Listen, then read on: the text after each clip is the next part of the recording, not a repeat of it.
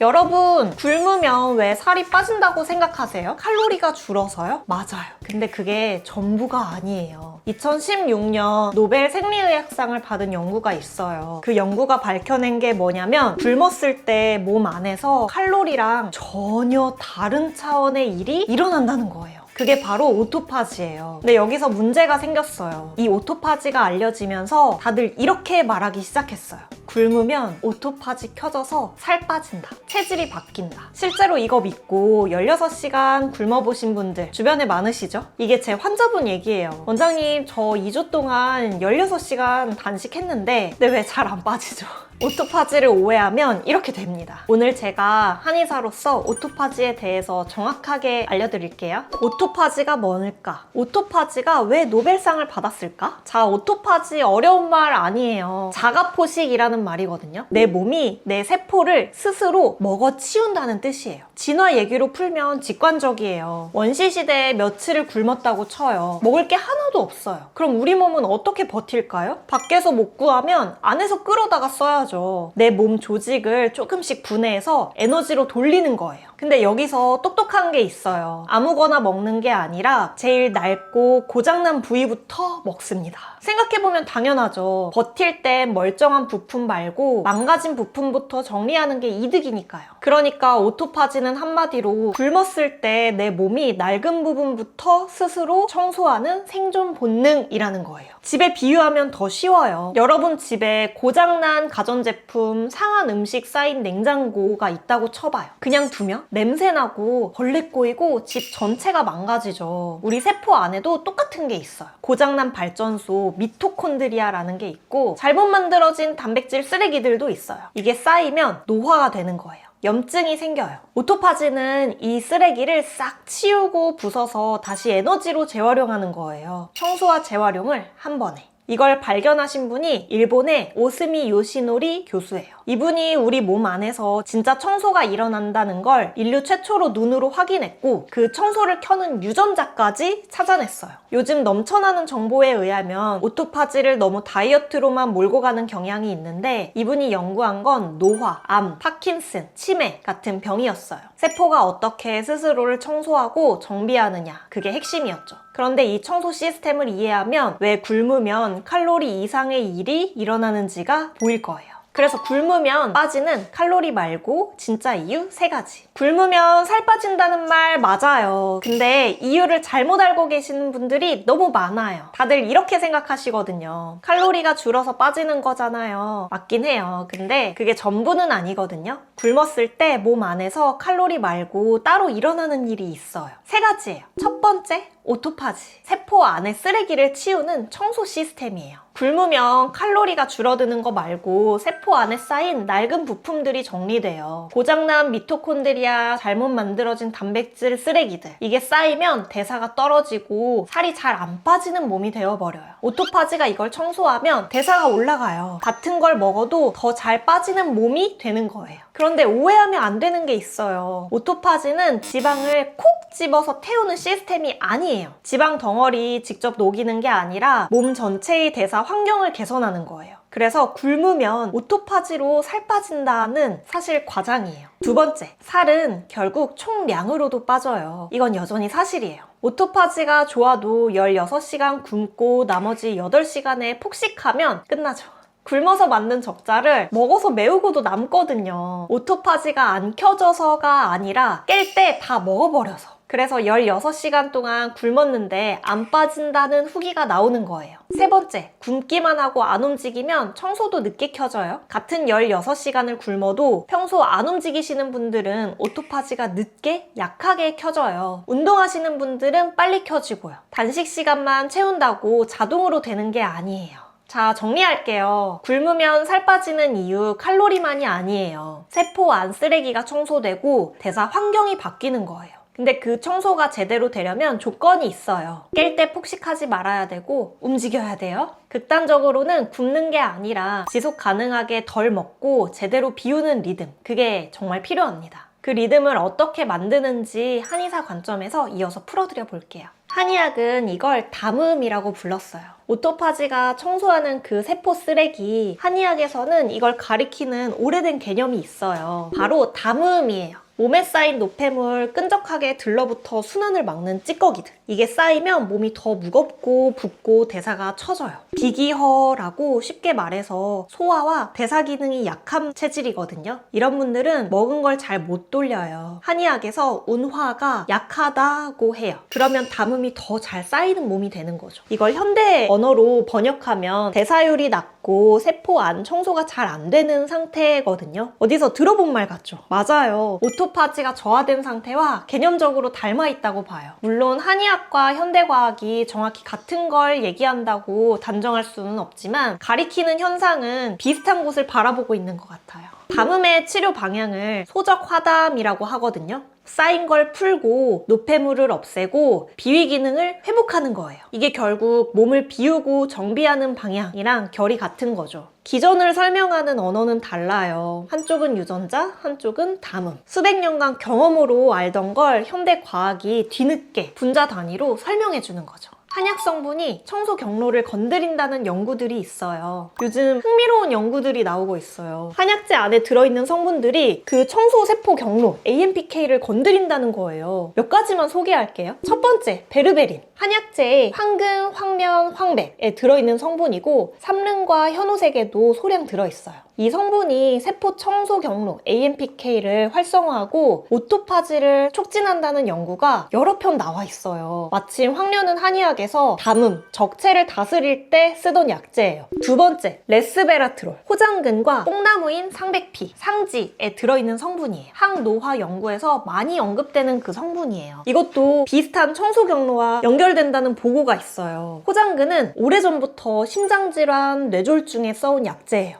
세 번째, 스페르미딘. 한약재인 메가와 발효식품인 청국장, 나또 등에 들어있는 성분이에요. 이건 오토파지 연구에서 자주 등장하는 성분이에요. 메가는 한의학에서 오래전부터 비위를 돕고 소화를 살리는 약재로 써왔거든요. 담음이 쌓여서 소화가 안 되는 분들한테 쓰는 약재인데요. 그 안에 오토파지 연구에서 주목받는 성분이 들어있다는 게 지금 밝혀지고 있는 거예요. 너무 신기하지 않나요? 이 성분을 먹으면 한약이 오토파지를 켠다 하고 단정하는 게 아니에요. 아직 연구 단계인 것도 많고 사람한테 효과가 어디까지인지는 더 봐야 돼요. 제가 하고 싶은 말은 이거예요. 수백 년간 경험으로 써오던 약재들이 지금 현대 과학의 언어로 다시 읽히고 있다는 거예요. 옛날 한의학이 담음을 푼다고 했던 그 방향을 현대 과학이 이제 들여다보기 시작한 거죠. 이제야 한의학과 현대 과학이 만나고 있는 거예요. 그럼 자주 물으시죠. 선생님 그럼 몇 시간 굶어야 돼요? 제가 추천드리는 제일 무난한 단식 시간은 12시간에서 16시간인데 사실 사람마다 달라요. 오토파지가 어떻게 켜지는지 흐름을 알면 내 몸에 맞는 기준을 잡을 수 있어요.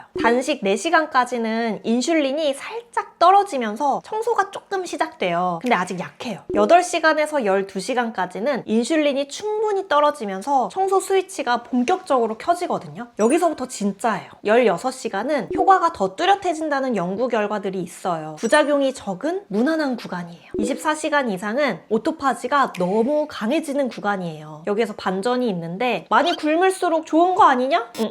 아니에요. 오토파지가 너무 강하면 청소부가 쓰레기만 치워야 되는데 멀쩡한 살림까지 내다버려요. 근육은 깎이고 면역도 떨어지고 심하면 세포가 손상되기도 해요. 그러니까 단식이 길다고 다 좋은 게 아닌 거죠. 그래서 제일 무난한 단식 시간은 12시간에서 16시간이에요. 효과는 받으면서 24시간 이상의 부작용은 피하는 지점이거든요. 억지로 16시간을 채우려 하기보다 자연스럽게 이 구간에 들어오는 생활 패턴을 만드시는 게 현실적이에요. 예를 들면 저녁 7, 8시에 식사 마치고 다음날 아침은 가볍게 건너뛰고 그리고 11시에서 12시 정오에 첫 끼. 이러면 억지로 굶는 게 아니라 자면서 자연스럽게 12시간에서 16시간의 단식이 나와요. 다만 시간만 채운다고 끝이 아니에요. 첫 끼에 폭식하면 무효예요. 오토파지와 살 빼기 위해서 단식 유지하는 법에 대해서 알려드릴게요. 원장님, 단식 중에 이거 먹어도 되나요? 블랙커피? 아메리카노? 비타민? 녹차? 먹어도 되는지 궁금하시죠? 오토파지 위해서 단식 유지하시는 것과 살 빼기 위해 단식 유지하는 방법이 달라요. 오토파지는 청소 모드잖아요. 뭔가를 먹어서 성장 스위치가 켜지면 오토파지는 꺼져버려요. 이 성장 스위치를 켜는 게 두 가지거든요. 인슐린과 칼로리 자체. 특히 류신 같은 아미노산이 들어있는 단백질은 엠토르, 성장 스위치를 직접 켜버리니까 뼈국물, 콜라겐, 단백질 파우더 이런 거 너무 위험합니다. 단식할 때 드시지 마세요. 또 칼로리가 있는 음식 어떤 것이든지 간에 오토파지를 끌 수 있어서 칼로리가 0인 것들, 물, 블랙커피, 아메리카노, 녹차, 홍차, 소금, 전해질 등 진짜 0칼로리만 괜찮아요. 다만 체지방 연소를 위해서 단식을 유지하는 방법은 달라요. 인슐린 호르몬이 나오면 지방 연소 모드가 꺼지거든요. 그래서 탄수화물, 당만 피하면 되고 칼로리는 있어도 괜찮아요. 예를 들어서 순수 지방 제품들, 아까 말씀드린 오토파지를 끄지 않는 0칼로리인 제품들도 괜찮고 순수 지방인 MCT 오일, 버터, 방탄커피 등은 칼로리는 있지만 인슐린은 거의 안 올려서 오토파지랑 상관없이 체지방 빼기가 목적이라면 드셔도 괜찮아요. 한 줄로 정리하면 오토파지를 위해서는 물, 블랙커피, 소금은 괜찮다. 칼로리가 0이어야 된다. 체지방을 빼는 게 목적이라면 인슐린만 안 올리면 괜찮아요. 순수 지방 섭취도 괜찮아요.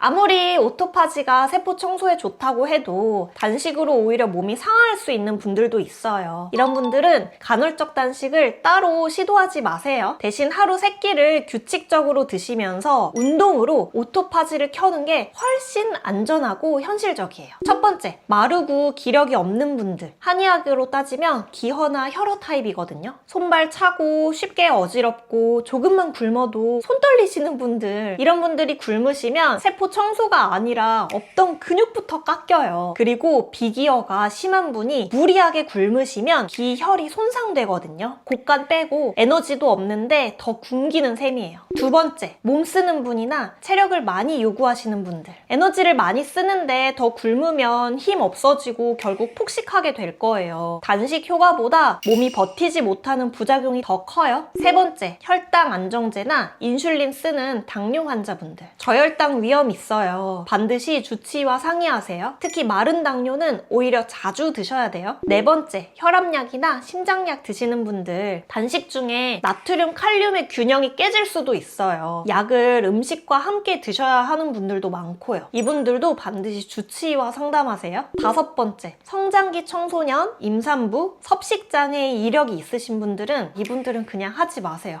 위험이 더 커요. 제 결론은 이거예요. 굶는 게 좋다는 게 아니라 비울 수 있는 몸인지를 먼저 보셔야 돼요. 에너지가 없는 사람한테 더 굶으라는 건 더 건강하지 않게 하는 거죠. 간헐적 단식했는데 혹시 더 찌시는 분들 계세요? 이런 분들 진짜 많아요. 선생님, 저녁 굶었는데 오히려 뱃살이 더 나오는 것 같아요. 이거 거짓말 아니에요. 진짜 일어나요. 아침 굶고 16대 8 간헐적 단식 하려고 했다가 점심 저녁에 폭식하는 거예요. 단식 시간은 채웠는데 굶은 반동으로 식욕이 폭발해서 총량은 더 먹게 된 거죠. 밤늦게 몰아먹으니까 자는 동안 소화하느라고 잠도 얕게 주무시고, 이게 바로 간헐적 단식이 간헐적 폭식으로 변한 그 패턴이에요. 보통은 3끼 먹던 게 2끼나 1끼로 줄이면 빠질 것 같잖아요. 한 끼에 몰아서 폭식하면 절대 잘 안 빠져요. 이게 앞에서 말한 굶는 게 살 빠지는 게 아니라는 진짜 모습이에요. 그래서 단식 후에 첫 끼가 정말 중요한데 폭식 말고 채소 먼저, 단백질 먼저, 탄수화물은 맨 나중에. 실제로 채소를 먼저 먹으면 식사 속도와 상관없이 식후 혈당과 인슐린이 유의미하게 낮아진다는 연구가 있어요. 이 순서만 지켜도 혈당이 덜 튀고 다음 끼니까지 식욕이 안정됩니다. 간헐적 단식 이외에 오토파지 켜는 법 또 알려드릴게요. 첫 첫 번째, 제일 강력한 운동. 운동은 성장 스위치 mTOR와 청소 스위치 AMPK를 동시에 켜는 특별한 방법이에요. 왜 그러냐면 운동을 하면 근육에서 에너지가 급격히 소모돼요. 에너지가 부족해지면 몸이 비상이다 하고 청소 스위치 AMPK를 켜거든요. 그러면서 오토파지가 활성화가 돼요. 근데 여기에서 좋은 게 있어요. 이 청소 효과가 운동이 끝난 후에도 최대 10시간까지 지속된다는 거예요. 운동하는 동안만 청소되는 게 아니라 하고 나서도 계속 정비가 이뤄지는 거거든요. 빠르게 걷기, 가벼운 인터벌이면 충분해요. 계단 빠르게 오르기도 좋고요. 단식하기 힘든 분들께 제일 먼저 권하는 방법이에요. 두 번째, 정제탄수화물과 당류 줄이기. 완전히 굶지 않아도 성장 스위치가 덜 켜지게 할 수 있어요. 인슐린이 높으면 성장 스위치가 켜지면서 청소 스위치가 꺼지거든요. 연구에서도 오토파지를 강하게 억제하는 게 인슐린이라는 게 확인됐어요. 그러니까 정제당을 줄이면 인슐린이 덜 오르고 청소 스위치가 덜 꺼지는 거예요. 탄수화물 다 끊으라는 거 아니에요. 그건 오래 못 가요. 흰쌀밥, 빵, 면, 설탕부터 줄이시면 돼요. 그 정도는 할 수 있잖아요. 세 번째, 잘 자기. 오토파지는 일주기 리듬, 그러니까 체내 시계에 맞춰서 주기적으로 활성화가 돼요. 쉽게 말하면 청소부가 정해진 시간에 출근하는 거예요. 그 시간이 주로 밤, 수면 중이에요. 실제로 오토파지는 공복 상태이면서 자기 직전에 가장 활발하게 일어나고 음식이 들어오기 시작하면 줄어들어요. 그러니까 야식 먹고 자면 두 가지가 동시에 망가지는 거죠. 성장 스위치가 켜지면서 오토파지가 꺼지고 거기다가 소화하느라 잠도 얕게 주무시고 수면이 방해를 받으면 뇌의 오토파지 관련 단백질 리듬 자체가 무너진다는 연구도 있었어요.